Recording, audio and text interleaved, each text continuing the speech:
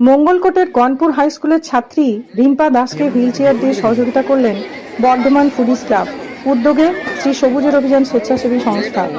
বিদ্যালয় পরিচালন কমিটির পক্ষ থেকে বর্ধমান ফুডিজ ক্লাবের এই মহতী উদ্যোগের জন্য ধন্যবাদ এবং কৃতজ্ঞতা জানানো হয় এবং একই সঙ্গে আগামী দিনেও বিদ্যালয়ের পাশে থাকার আবেদন জানানো হয়।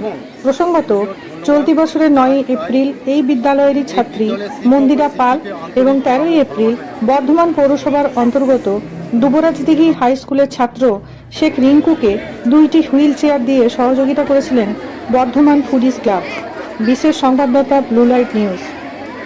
বর্ধমান ফুডিজ ক্লাব তাদের যে মহতী উদ্যোগ বা মহতী কার্যক্রম তারই অঙ্গ হিসাবে বিশেষভাবে সক্ষম ছাত্রছাত্রী সাধারণ মানুষের জন্য এই ধরনের যান তারা দান করেন। তাদের এই উদ্যোগকে আমরা প্রথমেই সাধুবাদ জানাচ্ছি।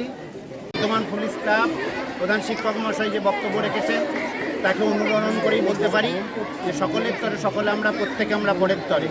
এই যে মহান বাণী, এটা যেন যথার্থইভাবে আমাদের সঙ্গে তাদের সম্পর্ক গড়ে ওঠে। বিদ্যালয়ের আরও বিভিন্ন সার্বিক উন্নয়ন ও যেখানে ছাত্রছাত্রীদের স্বার্থ সবচেয়ে বেশি জড়িত সেই রকম কোনো গঠনমূলক কাজে যেন ফুডিজ ক্লাব আমাদের সঙ্গে থাকেন। আমরাও আমাদের পক্ষ থেকে তাদেরকে আন্তরিক কৃতজ্ঞতা, শ্রদ্ধা এবং সম্মান জানাচ্ছি।